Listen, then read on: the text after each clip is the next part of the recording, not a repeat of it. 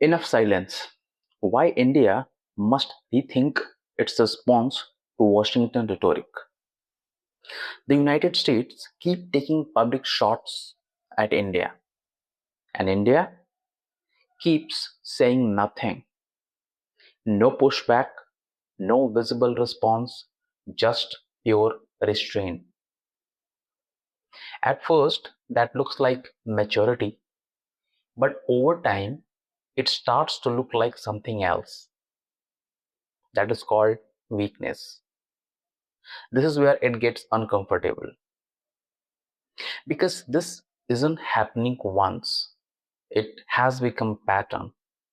Sharp remarks, dismissive tone, reducing India to sound bites.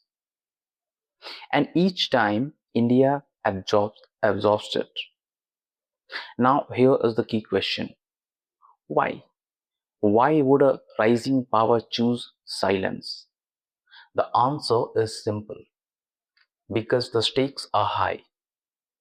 The US is not just another country, it's a critical partner. You call it trade, defense, technology, you take a pick. A wrong move here isn't just political, it's economic, it's strategic, and it will be a long term. So, what does India do? It chooses restraint. And that makes sense. But here is the real problem. When your restraint becomes too predictable, it stops being seen as strength or maturity and starts being treated as permission. This is where power dynamics shifts. Because in geopolitics, perception is power. If a country truly believes that you are never going to respond, it will keep pushing you.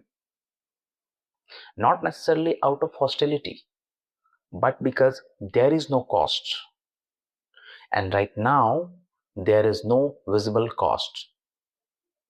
But here is the twist. India today is not the India of past.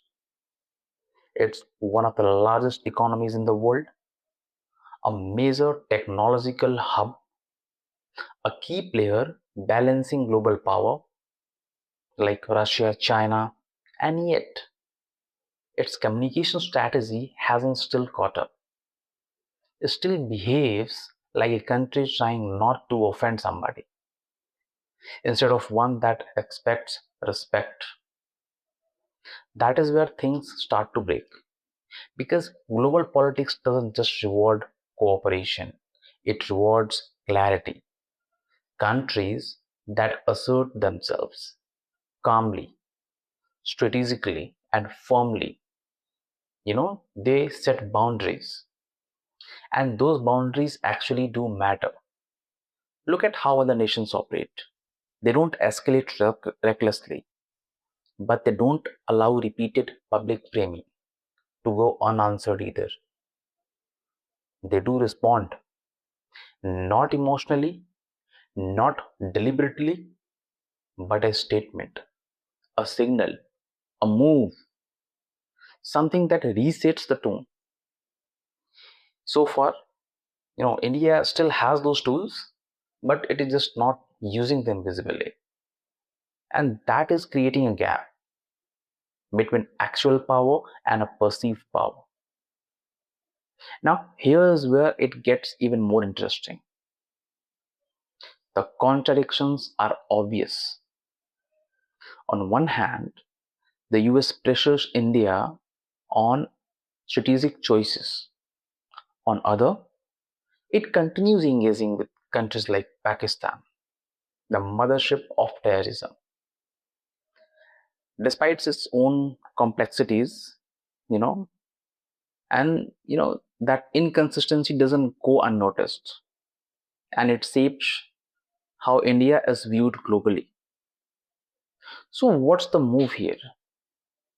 Because this isn't about reacting emotionally, that would backfire. The real move is controlled assertion.